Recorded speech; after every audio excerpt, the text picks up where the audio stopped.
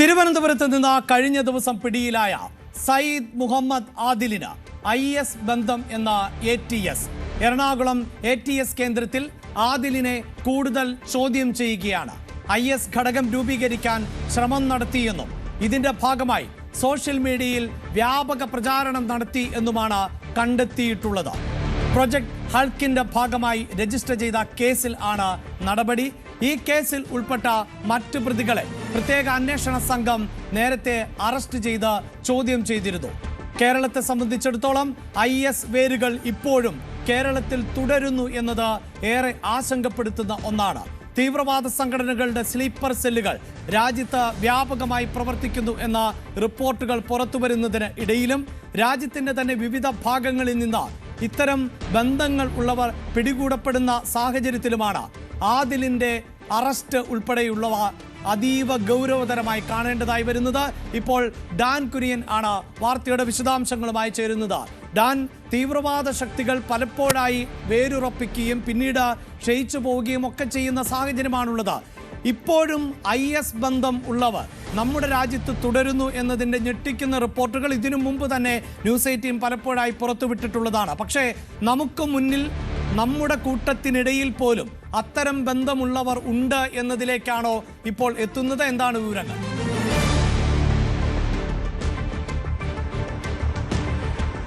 ഏറ്റവും പ്രധാനപ്പെട്ട കാര്യം, ഈ കേസുമായി ബന്ധപ്പെട്ട് നേരത്തെ തന്നെ, അതായത് ATS രജിസ്റ്റർ ചെയ്ത ഒരു കേസിൽ പിടികിട്ട പുള്ളിയാണ് ഇപ്പോൾ പിടിയിലായിരിക്കുന്ന എറണാകുളം മൂവാറ്റുപുഴ സ്വദേശിയായ സയ്യിദ് മുഹമ്മദ് ആദിൽ എന്ന വ്യക്തി. ഇയാളുടെ വയസ്സെത്രയാണെന്നോ എന്ത് വിദ്യാഭ്യാസ യോഗ്യതയുള്ള ആളാണെന്നോ അതടക്കമുള്ള ഒരു കാര്യങ്ങളും ഇതുവരെ നമുക്ക് വ്യക്തമായിട്ടില്ല. അത്തരം സൂചനകളൊന്നും ഇതുവരെ ലഭിച്ചിട്ടില്ല. ഇപ്പോൾ നമുക്ക് കൃത്യമായി ഉദ്യോഗസ്ഥരുടെ ഭാഗത്തു നിന്ന് ലഭിക്കുന്ന സൂചനകൾ അനുസരിച്ച് കഴിഞ്ഞ ബുധനാഴ്ച, അതായത് 7-ാം തീയതി ബുധനാഴ്ച ഉച്ചയ്ക്ക് 1 മണിക്ക് തിരുവനന്തപുരം രാജ്യാന്തര വിമാനത്താവളത്തിൽ വെച്ച് സയ്യിദ് മുഹമ്മദിനെ ലുക്കൌട്ട് സർക്കുലർ നിലവിൽ നിൽക്കുന്ന ഒരു പശ്ചാത്തലത്തിൽ തടഞ്ഞു വെക്കുന്നു. അവിടെ ഡീറ്റെയിൻ ചെയ്തതിന് ശേഷം വലിയതുറ പോലീസിന് വിവരം കൈമാറുന്നു. വലിയതുറ പോലീസ് സ്ഥലത്തെത്തി ഇയാളെ കസ്റ്റഡിയിൽ വാങ്ങുന്നു. കസ്റ്റഡിയിൽ വാങ്ങി വിവരങ്ങൾ പ്രാഥമികമായി ശേഖരിക്കുന്നതിനിടയിലാണ് ATS തിരയുന്ന ഒരു കേസിലെ പ്രധാനപ്പെട്ട പ്രതിയാണ് സയ്യിദ് മുഹമ്മദ് ആദിൽ എന്ന കാര്യം അവർ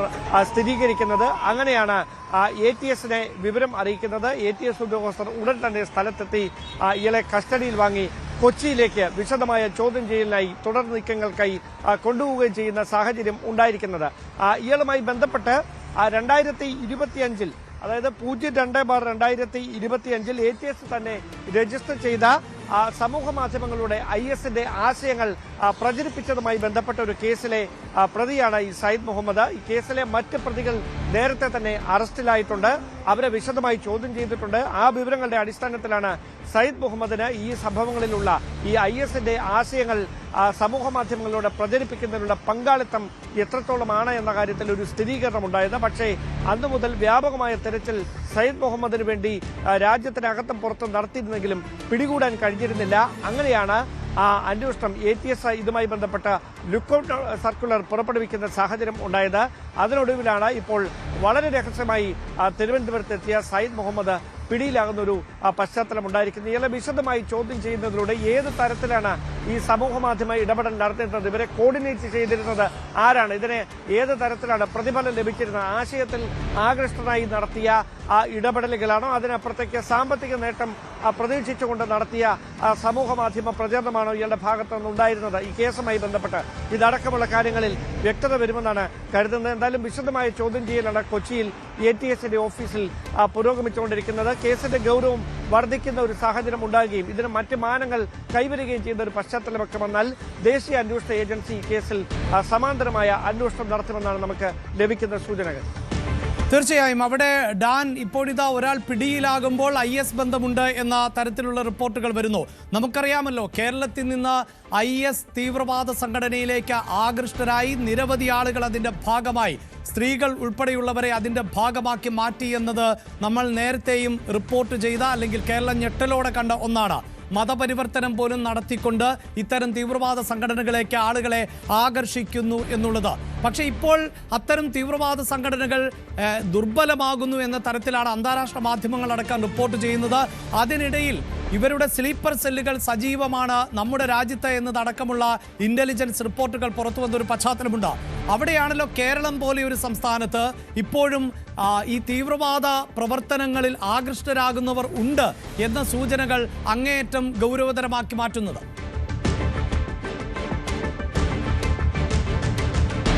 IS-ന്റെ ആശയങ്ങളിൽ ആകൃഷ്ടരായിക്കൊണ്ട് സമൂഹത്തിന്റെ മുഖ്യധാരയിൽ, അതായത് വലിയ വിദ്യാഭ്യാസ യോഗ്യതയുള്ള വലിയ സാങ്കേതിക വൈദഗ്ധ്യമുള്ള ആളുകൾ അടക്കം ഈ IS ആശയങ്ങളിൽ ആകൃഷ്ടരായി സിറിയയിലെ അടക്കം IS കേന്ദ്രങ്ങളിലേക്ക് എത്തിയ നിരവധി വാർത്തകൾ നമ്മൾ നേരത്തെ ചർച്ച ചെയ്തിട്ടുണ്ട്.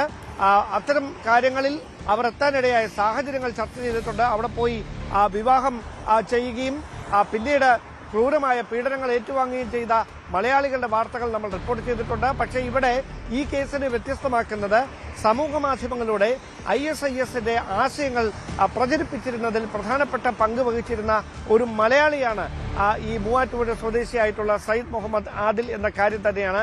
അവിടെയാണ് ഏറ്റവും പ്രധാനപ്പെട്ട കാര്യം. അതായത് അങ്ങനെ ആശയങ്ങൾ പ്രചരിപ്പിക്കണം എന്നുണ്ടെങ്കിൽ അതിന് രണ്ട് സാധ്യതകളാണ് ATS കാണുന്നത്.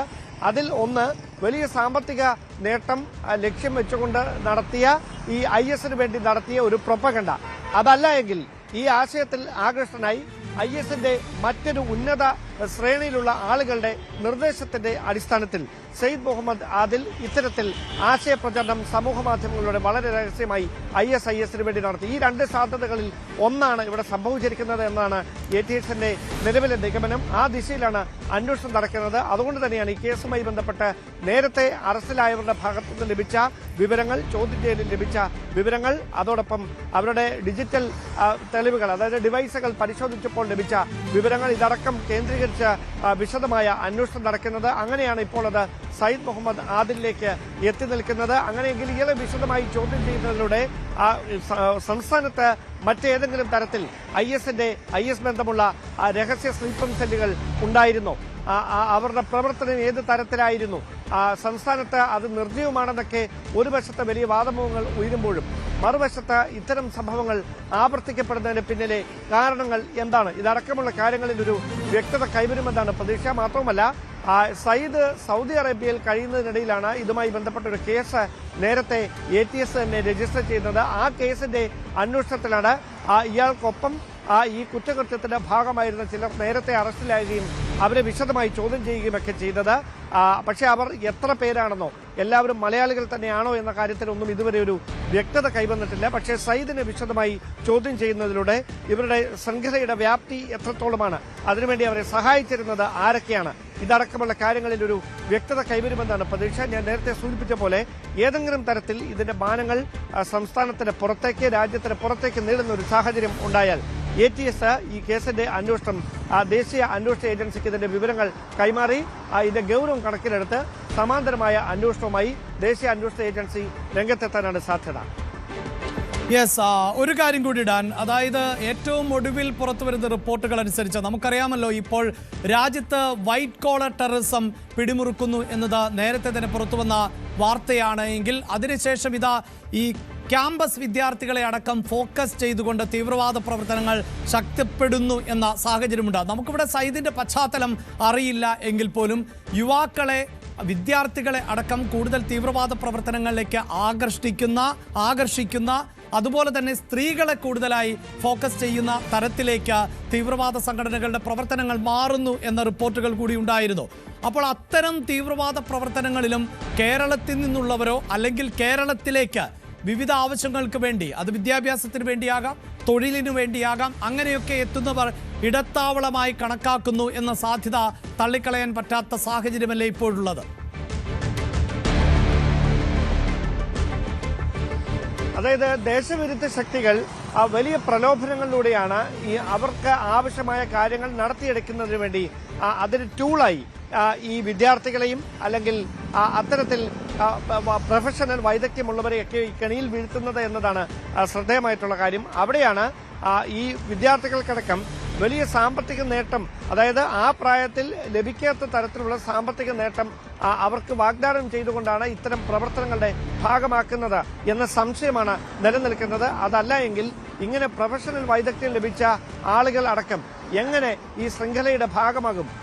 വളരെ അതീവ രഹസ്യമായി ഈ എല്ലാ നിരീക്ഷണങ്ങളെയും ഒക്കെ പോലീസിന്റെയും അല്ലെ മറ്റ് ഏജൻസികളുടെയും ഒക്കെ കൃത്യമായ നിരീക്ഷണങ്ങളുടെ സർവൈലൻസിന്റെ കണ്ണ് വെട്ടിച്ചുകൊണ്ട് അതിവിദഗ്ധമായി ഇവർക്ക് എങ്ങനെ ഇങ്ങനെ രഹസ്യമായി പ്രവർത്തിക്കാൻ കഴിയുന്നു? ഇതടക്കമുള്ള ചോദ്യങ്ങൾ വളരെ ഗൗരവമുള്ളതാണ്.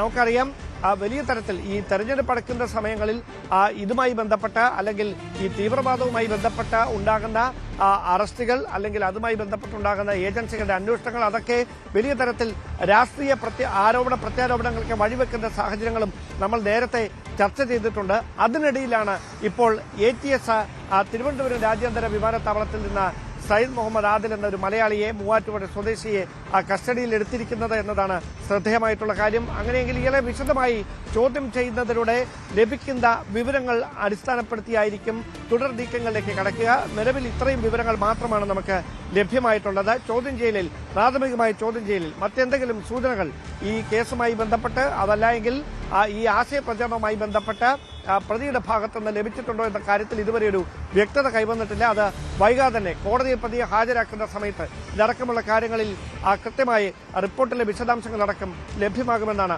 പ്രതീക്ഷിക്കപ്പെടുന്നത്. സയ്യിദ് ആദിൽ എന്ന വ്യക്തിയെ തിരുവനന്തപുരത്ത് പിടികൂടുമ്പോൾ ആ സയ്യിദ് ആദിലിന് കൃത്യമായ തീവ്രവാദ ബന്ധം ഉണ്ട് എന്നാണ് ATS ഇവിടെ കണ്ടെത്തുന്നത്. അതീവ ഗൗരവമേറിയ ഒരു വിഷയം തന്നെയാണ്. അവിടെ പ്രേക്ഷകരെ ഓർമ്മിപ്പിക്കാനുള്ളത്, സയ്യിദ് ആദിൽ എന്ന ഒരു പേര് നേരത്തെയും പ്രേക്ഷകർ കേട്ടിട്ടുണ്ടാകും. അവരിൽ ചിലരെങ്കിലും ആ പേര് ഓർക്കുന്നുണ്ടാകും. ജമ്മു കാശ്മീരിലെ പഹൽഗാമിൽ പാകിസ്ഥാനിൽ നിന്നുള്ള തീവ്രവാദികൾ 26 വിനോദസഞ്ചാരികൾക്ക് നേരെ നിറയൊഴിച്ചപ്പോൾ അതിൽ മരണപ്പെട്ട ഒരു പ്രദേശവാസിയുടെ പേരും സയ്യിദ് ആദിൽ എന്നായിരുന്നു. അദ്ദേഹം, അതായത് പ്രദേശവാസിയായ സയ്യിദ് ആദിൽ, ഈ തീവ്രവാദികൾ സഞ്ചാരികൾക്ക് നേരെ നിറയൊഴിക്കുന്നത് കണ്ടപ്പോൾ ഒരു ഭീകരവാദിയിൽ നിന്ന് തോക്ക് ബലം പ്രയോഗിച്ച് പിടിച്ചു വാങ്ങി. അത് കണ്ട മറ്റൊരു തീവ്രവാദിയായിരുന്നു സയ്യിദ് ആദിലിന് നേരെ നിറയൊഴിച്ചത്. പഹൽഗാമിന് ഇന്ത്യ മറുപടി നൽകിയത് ഓപ്പറേഷൻ സിന്ദൂറിലൂടെയാണ്. ആ ഓപ്പറേഷൻ സിന്ദൂറിന് ശേഷം സയ്യിദ് ആദിലിന്റെ പിതാവ് ഹൈദർ മാധ്യമങ്ങളോട് പറഞ്ഞത് ഇങ്ങനെ ഒരു നഷ്ടം മറ്റാർക്കും ഉണ്ടാകാൻ പാടില്ല എന്നാണ്. എൻ്റെ മകന് നീതി ലഭിച്ചു എന്നാണ്. അതുകൊണ്ട് തന്നെ ഒരു ഹൈദർ ആദിൽ അല്ലെങ്കിൽ സയ്യിദ് ആദിൽ തീവ്രവാദ പ്രവർത്തനങ്ങളിൽ വ്യാപൃതനായി ആകർഷനായി എന്നതുകൊണ്ട് അതിനെ ചെറുക്കാൻ നമ്മുടെ രാജ്യത്ത് നിരവധി സയ്യിദ് ആദിൽമാർ ഉണ്ടാകും എന്നതിൽ ഒരു തർക്കവുമില്ല. കൂടുതൽ വാർത്തകൾക്ക് News 18 Keralam YouTube channel subscribe ചെയ്യുക.